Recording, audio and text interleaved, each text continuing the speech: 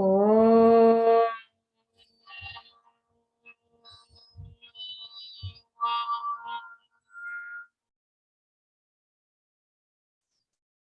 Om.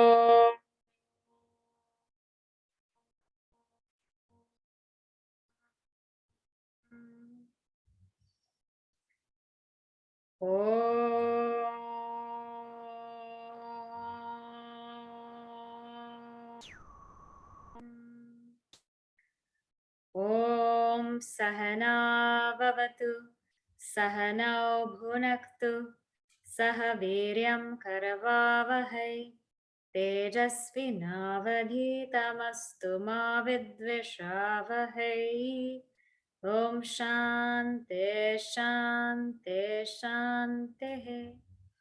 Samasta Jana Kalyane Niratam Karunamayam Namami Chinmayam Devam Satgurum Brahma Vidvaram Mukam Karoti Vachalam Pangum Langhayate Girim Yat Kripatamaham Vande Paramananda Madhavam Paramananda Madhavam. So we invoke Puja Gurudev's blessings, God's grace, as we embark on our first Upanishad together. And this we will start with the Kenopanishad.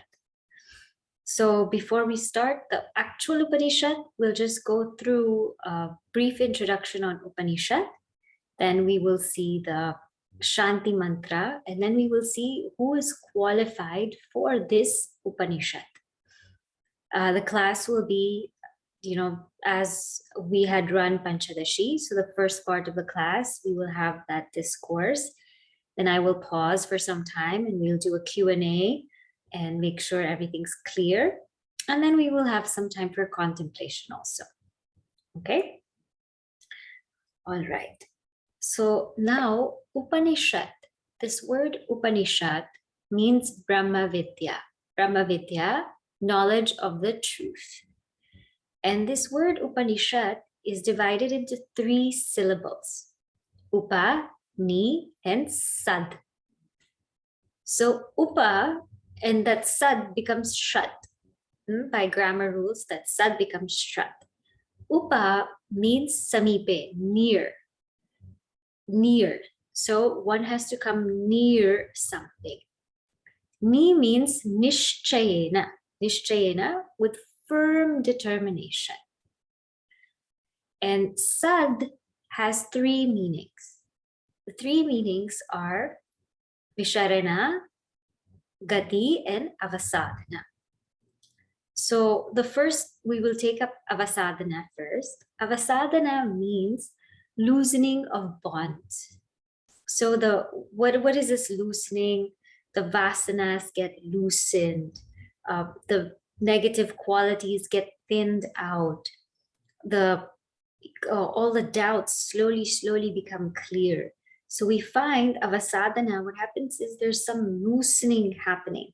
All these negative things, which are like you can say they're like a clump. So such a strong clump, these negativities in us, they're strong clump. What happens is they start to loosen. They start to break down when we study this Upanishad. And then Gati means as they loosen, we make a movement. But the movement is not a physical movement. It's not moving from point A to point B. The movement is from ignorance, slowly to knowledge. Tamasoma jyotirgamaya. That's what we say, right? So slowly from ignorance, we're walking towards knowledge. And then finally what happens is Visharana, means destruction. The destruction of ignorance once and for all happens. So that Sat has Visharana, Gati, Avasadhana. So when you take all of these words together, just a simple English meaning, what are we saying here? We are saying Upanishad means something that is studied near. Near means when one approaches the scriptures through a teacher, nishchayena, with the firm determination that this is now what I want to study and I'm ready to practice it. So there has to be that nishchaya. This is not a study for time pass because I have, I have this hour open. So I'm going to sit in Upanishad class. This is nishchayena because I really want to practice this. And when I do, what happens is these bondages start to loosen and I slowly walk towards that reality and attain the result of this knowledge, which is the destruction of ignorance once and for all. That knowledge which does this is called Upanishad. So this is Upanishad. And we also know that in our tradition, the three authoritative texts to study are Upanishads, the Bhagavad Gita, and the Brahma Sutra. So we are studying the Bhagavad Gita. So now we have the opportunity to revel and explore in the Upanishads. Now, it is said that there are many, many Upanishads. In Muktika Upanishad, 108 Upanishads are given. Out of those Upanishads, they say that there are 10 major ones.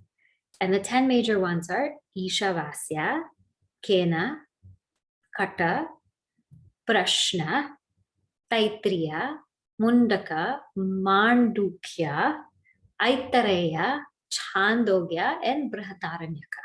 There's like a verse, a shloka, that talks about all 10 of them.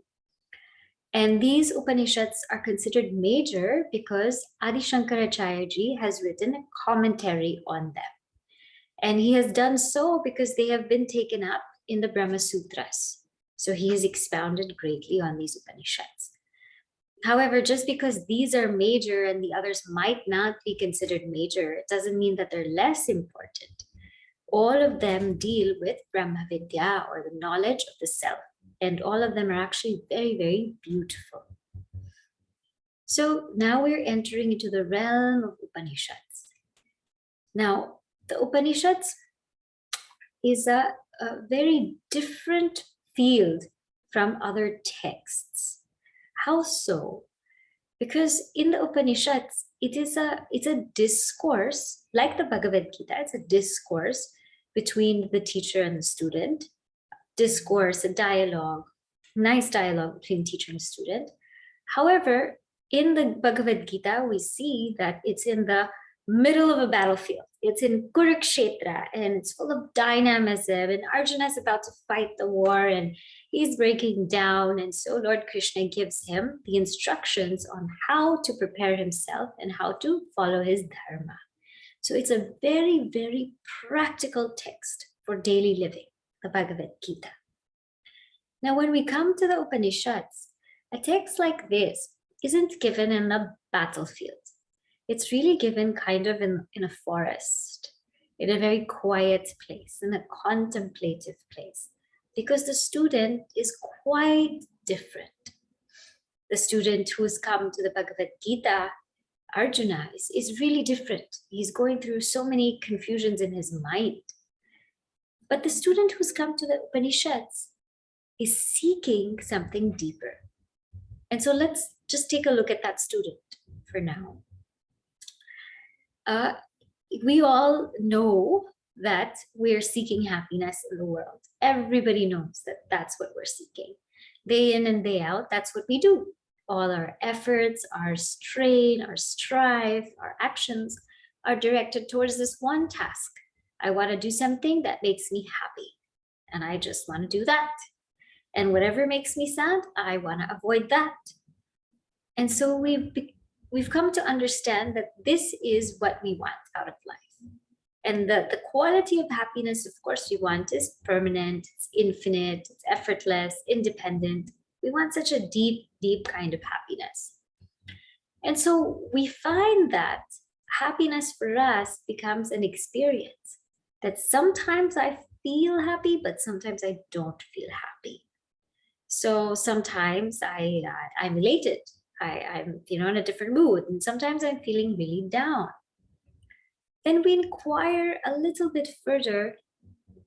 What is this experience? How does this experience happen, really? How does it happen? It happens when the subject, the individual, contacts the object. The subject contacts the object, subject being the individual. There comes an experience. And that experience can be a positive one or a negative one. Now, there are only two kinds of people in the world. Only two, not more than that. The first kind says that, you know what? I'm getting happiness from the object. I'm getting happiness from the object. The second one says, no, I'm getting happiness from the subject. The one that feels that they're getting happiness from the objects, why do they feel that way? Because they feel that when they're able to adjust certain things to the way that they want, to the way that they like, they become very happy. So if they're able to fix something, make something better, change a person, change some arrangement around, they feel like, I'm happy. So their happiness lies in adjusting the object. And all their life then, they just work on adjusting that object. And adjusting that object, it can be a relationship, it can be a profession, it can be wealth, it can be education, it can be material things. But the whole strife, the whole effort is just adjusting objects. And 99% of the people live this way, just adjusting objects so that they can get some kind of happiness, of the semblance of happiness, and they can feel that sense of peace. That's the way they live. And so you will find that all their time, all their effort, all their money is spent in object adjustment. Now there are some people who adjust the subject because they say, okay, yes, yeah, when the outside is conducive to how I like, yes, I become happy. But there are times also when the outside is so conducive, but I'm not happy. So there are times when maybe somebody has cooked me a really nice meal, my favorite meal, but I'm just so bummed out, I can't even enjoy it. So they realize that it's not necessarily that the objects have to be adjusted, but this individual subject, that has to be adjusted. The mind has to be adjusted. And if only I can make these adjustments by living life in a better way, then I will be happy. Then I will be happy. So what happens is this person, all their time, all their effort, all their energy goes into mental adjustment. So let me, go into certain practices to calm my mind. Let me, read something. Let me write. Let me walk. Let me be around nature. Let me nurture my mind so well that I'm able to gain happiness from this world. So, because I know now that the adjustment I have to make is in my mind. And so that's what that person lives on, just adjusting the mind. And of course, we know from Vedanta that also can be a block. So then slowly that seeker is going to go beyond.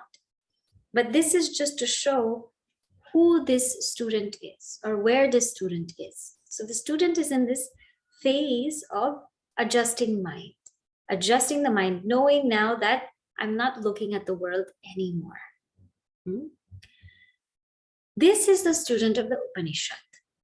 The student of the Upanishad, their desires of the world have switched to the desire of something greater, desire of truth, desire of the higher, because they've understood now that whatever it is I want, I'm not getting from the world. This student has seen the limitations of the world, what the world can give, and how it's temporary, how it's limited, how it's mixed. Sometimes it causes sorrows, joy, and this world is never ending. It keeps moving, moving, moving, moving. So this student now has shifted. The desire is no more for name and fame and money and society and pleasure. It's not there anymore. The mind is not there. The mind is shifted to something higher. That is one point. The next point is this student of the Upanishad now has come to realize, or has come to move from extroversion to introversion. What is extroversion? Extroversion means the senses are going out, like in Kenopanishad. It says paranchikhani yatrinat swayambhu. So the senses are outgoing, meaning they're seeing joy in the objects. So this person now has shifted from going out into the world, seeking pleasure outside, seeing joy there, into inside, to becoming more introverted. That shift has been made. That shift sometimes takes lifetimes. It's not an easy one, and sometimes we could be in between those shifts. And the third one, that the student has realized now that I'm seeking something deeper, something infinite, and the finite cannot give me what's infinite. What's infinite, what's beyond my reach, which is so deep, that I am seeking. But this finite, how can it ever give me something infinite? We see this in Mundaka Upanishad. Nasti akrita kritena. And so this student, with this mindset of having moved from desire to the world to desire for something higher, having moved from extroversion to introversion, having moved from the limitations of the world, understanding that the finite cannot in any way give me what's infinite, and having solely focused themselves in the subject, that is the student of the Upanishad. That is the student who comes now to this portion of Kenopanishad or any Upanishad. That is the student who comes to the doorway or the gateway of Upanishad.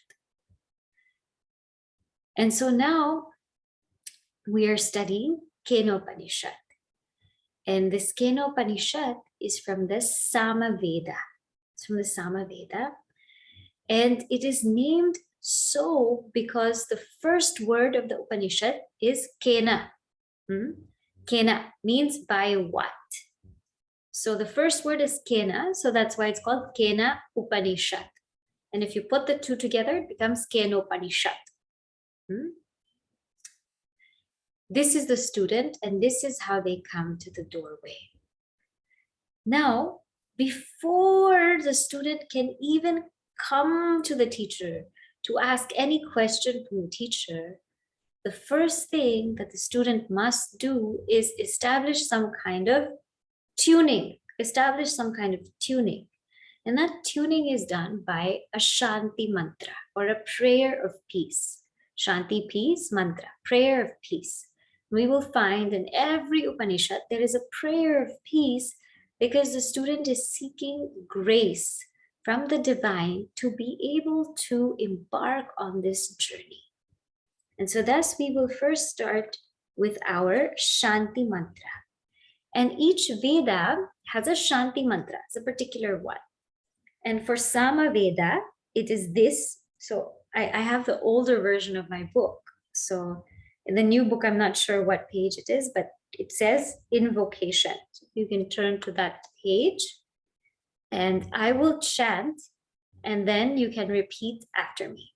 Okay? Om apyayantu mamangani.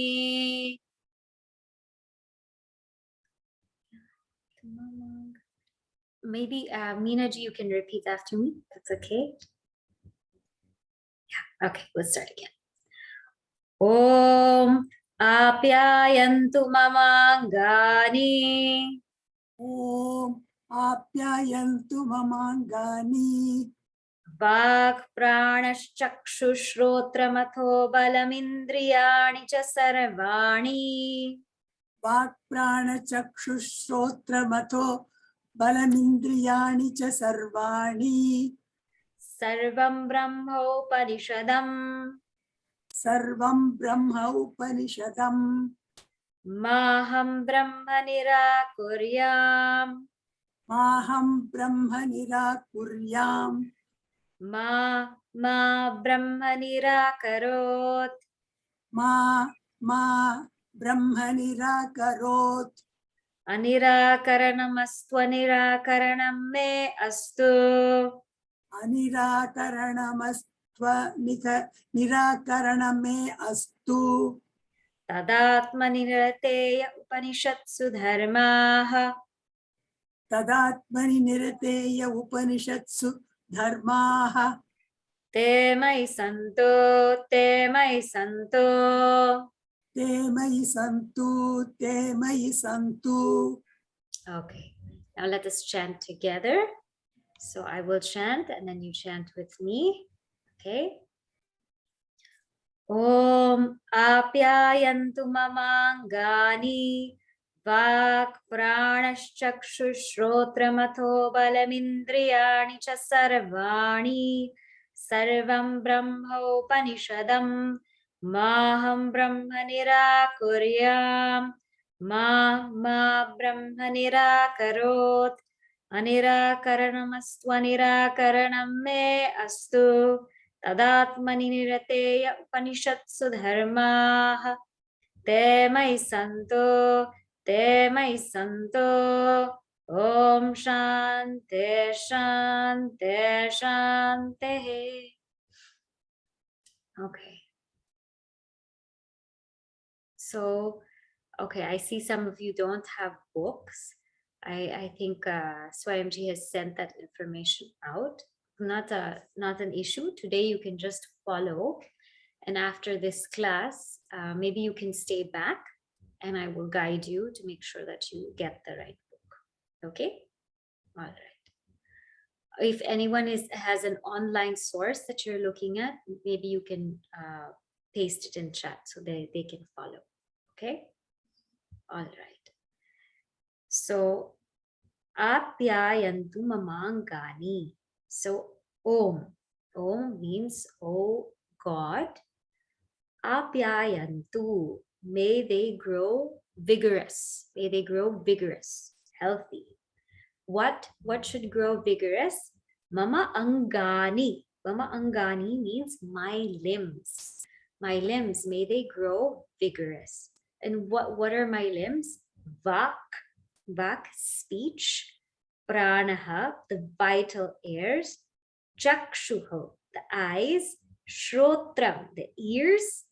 Athaha, and then balam indriyani cha sarvani, and may there be strength, balam, in indriyas, in all my senses. Sarvani, all of them. May they be strength in all of my senses. Sarvam Brahman Upanishadam. All are Brahman of the Upanishads. So first we will see word by word and then we will go into the meaning. Maybe we'll stop here first, so that way you get the flow of the thought. So the first part says, may my limbs, speech, prana, eye, ear, strength of all my senses grow vigorous. And all is Brahman of the Upanishads. So let us go with this. So the first thing coming into the Upanishad class, the student prays that, may I be fit physically to study this. And how that my limbs, my speech should be fit, vigorous. Why? Because speech or Vak Shakti is that tool which we will use for mananam. Shravanam, Shrotram, we will see the ears. That's what we use for Shravanam, to hear. So may that be also vigorous. May that be very, very crisp and clear. May I not hear something else than what I'm supposed to hear. At the same time, when I reflect on the scriptures and I speak about them or I ask questions, then may my speech be very clear and very distinct and not all over the place. So let my speech grow vigorous, let my hearing grow vigorous, my prana, also my pranas. So the pranas, the vital airs of my body, may they nourish me. So, sometimes when we come to a class, if we're sleepy, then we can't function, right? Sleepy, we can't function. Then what happens if we have a stomach ache? We can't function. If we have cramps on our legs, on our knees, we can't function. So this is a very beautiful prayer, just saying that physically, I'm entering the door of the Upanishad, such a sacred study. May I be physically fit. Because if I'm not, I won't be able to understand anything that's happening. And we also pray chakshuhu. We pray for the eyes, because I'll be reading now. So I'll be reading whatever I read. Please help me see it clearly. Please help me chant it properly. And so in this way, let all of my limbs be strong. Let all of my limbs be strong. Let them be vigorous. Then he says, Sarvam Brahmopanishadam. So the student says, I heard that everything is Brahman. I heard that everything is truth. Everything is the higher. I might not know what that is, but I heard that everything is Brahman. But also I heard that this Brahman can only be indicated by the Upanishads. Now remember what Upanishads is. It's the knowledge of the truth. It's Brahma Vidya. So I heard that it can only be indicated by this. So that's why I've come here. I've come here. And now he says, Ma aham brahma nirakuryam. May I not deny Brahman. Okay, so ma, never, aham, I, Brahman, nirakurya, may I, nirakurya means reject or deny. So that word ma means may I not deny or reject Brahman. Then ma Brahman nirakarot. At the same time, may I not, may Brahman not, rather, ma Brahman nirakarot. May Brahman not reject me. So the first ma is not, the second ma is me. So you use the word ma for not, or you use the word ma for me. Anirakaranam astu, anirakaranam me astu. May there be non-denial of this, and may there be non-denial of Brahman in me. So what's he saying here? Let's read. May I never deny Brahman, and may Brahman never deny me. So may there be no denial of Brahman. May there be no spurning by the Brahman. May I not deny Brahman means this, that sometimes we, because we can't see something, because we haven't directly experienced something, we deny it outright and we say that it doesn't exist. Something like if we say heaven, do you believe in heaven? Nope, I've never seen it, so I don't believe in it. Or do you believe in some kind of rare insect found in some other wild country? No, I don't believe in it. I've never seen it. So we have this attitude sometimes that whatever we don't experience, we have not seen, we have not heard directly, we deny. And so here it's saying, may I not deny Brahman. Maybe I have not realized Brahman, but may I not deny it. May I come with faith. May I come with faith to the door of the Upanishads that there is something. There is something. I might not know what it is, but there is something. And at the same time, may that Brahman not deny me. So of course, we know Brahman cannot do anything. Brahman is, actionless. This means Ishvara. May I not be denied of God's grace. May God's grace flow through me, through this study. And so he says again, Anirakaranam astu. Let there be non-denial. Let me not deny, not reject this truth without really knowing what it is. Sometimes our minds can go in various places and we question without holding on to really search deeply for the answer. So may I not deny Brahman, and at the same time, may that Ishvara not deny me of any grace. So we prayed now for our physical fitness, we prayed for faith, we prayed for grace, but at the same time, we have to see now, are we qualified for this study? Are we really qualified to be here?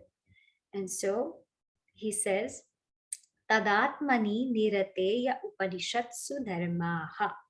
So here, tada atmani means tat atmani, in the Atman, nirateya, delighting which Upanishatsu, in the Upanishads, those dharmas, those virtues in the Upanishads that I am engaged, me who is engaged in the pursuit of the Atman, those dharmas that are in the Upanishads, te mai santu, te mai santu. May they be in me, may they be in me. So please also give me that qualification. Because what we will get by studying Upanishads is jnana, is knowledge. But maybe we lack that purity of mind to really, really hold that knowledge. So all of those virtues, dharma here means virtues. All of those virtues in the Upanishads, whatever is mentioned there, may they be in me, may they be in me, the one who is nirate. Nirate means the one who's engaged in the pursuit of self-realization. Om Shantihi, Shantihi, Shantihi. The first Shanti is Adi Devika, to ask for peace from all the unseen Devic forces. Any earthquakes or storms or hurricanes, all of that should not happen when we are studying the Upanishads. Shanti, the second, Adi Bhautika, peace from all of our surroundings, that there shouldn't be any loud noises or disruptions or talking around us when we're about to embark on such a peaceful journey. And the third one is Adhyatma, Shanti here, that may there be peace in my mind so that I can truly understand what this is. So we'll chant this again to make sure that all the words are understood, and then we'll move forward. Om Apyayantu Mamangani Vak Pranashchakshushrotramatho Balamindriyani Cha Sarvani Sarvam Brahmopanishadam Maham Brahma Nirakuryam Ma Brahma Nirakarot Anirakaranam Astu Anirakaranam Me Astu Tadatmani nirateya upanishatsu dharmaha te mai santu om shante shante shante. And so now the student has entered into the doorway of Kenopanishad. So we've seen what Upanishad is, what's different about Kenopanishad. We've seen the Shanti Mantra. Now we're entering the doorways. What makes Kenopanishad very special is Adi Shankaracharya ji has written 2 commentaries on it. He's written one called the Pada Bhashya and one is the Vakya Bhashya. So this is the only Upanishad where he has 2 commentaries. Now, what is this Upanishad about? Before we go into this, the student asking the question, what is it about? When we go to a country, let's say we've never been to a place before, we go for sightseeing, isn't it? We go for sightseeing and we go for tours, different kinds of tours, because we want to see different places. We want to see places that are very beautiful, very vast, very deep, and very calming, soothing, or sometimes we like to see places which are noisy and lively and just vivid. So we go into different places because we want to see different sights.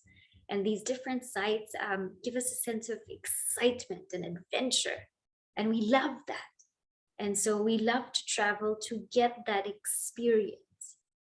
In Kenopanishad, we will do a different kind of travel where it's not sightseeing.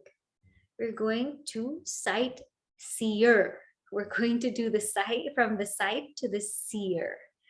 And so this traveling it will really blow your mind. It will really blow your mind, and it will take you beyond time and beyond space. And this is the kind of tour that Kenopanishad will give us, from the sight to the seer, instead of from the sight to seeing. And so now we start with the student's question. So I'll chant the mantra and then you can repeat after me. Keneshitam patati preshitam manaha. Keneshitam patati preshitam manaha. Kena prana pratama praiti yuktaha. Kena prana pratama prauti yuktaha. Keneshitam vachamimam vadanti. Keneshitam vachamimam vadanti. Chakshushrotram ka udevo yunakti. Chakshushrotram ka u devo yunakti. So the student comes to the teacher. And remember, we said that the student now has shifted from the object to the subject. So the student is in the process of adjusting his or her mind, trying to calm it, make it peaceful. But the student then begins to wonder, how is this mind functioning? I am trying to work with my mind. I'm trying to adjust my mind. But how is this mind functioning? How does this mind work? I mean, it thinks, it creates, it does, and I think that I am in charge of it, but I feel like there's something greater because I feel my limitation, and the mind does so many things. How does it work? How does it function? So here, kena ishitam. Kena, by whom or by what? Ishitam. By whom is it willed? Ishitam. Preshitam means directed. So by whom is it willed, directed? What is willed or directed? The mind, manaha. And how is it willed or directed? Patati. Patati means it as though falls in objects. It as though falls towards objects. Kena pranaha pratamaha praiti yuktaha. Kena, by whom? Pranaha is the vital air, pratama, which is the first one. Praiti, proceed to function, yuktaha, well equipped. By whom does this vital air function? By what? Kena ishitam vacham imam vadanti. And kena, by whom ishitam vacham imam, this vacham, this speech, ishitam, is commanded. By whom is this speech commanded? And kaudevaha, which divine intelligence, yunakti, directs the eyes and the ears. So he says, the disciple says, by whom, willed and directed, does the mind light upon its objects? Commanded by whom does the main vital air proceed to function? By whose will do men utter speech? What intelligence directs the eyes and ears towards the respective objects? So now this disciple is really asking something so unique, or something that maybe we wouldn't normally ask. It's saying that, look, my mind, it somehow goes out. It somehow goes out to perceive objects. How does it do that? How does the mind come to know something? How does the mind just, when the mind sees, let's say, this bookmark, it's as though it goes out, it has a bookmark thought. When the mind sees this book, it has a book thought. How does the mind go out or fall into objects? How does that process happen?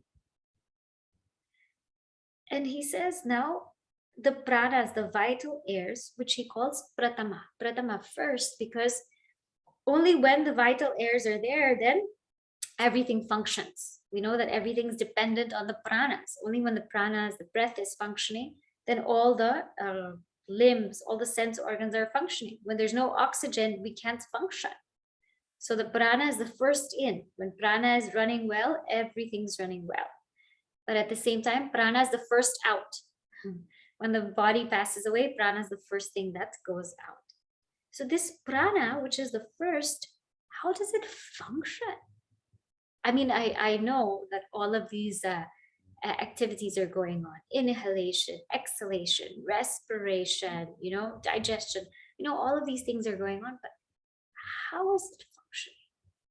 How is it functioning? And these words that are coming out of my mouth, imam vacha, how are they coming out? I'm saying words, I'm forming them in my thoughts, but how are they coming?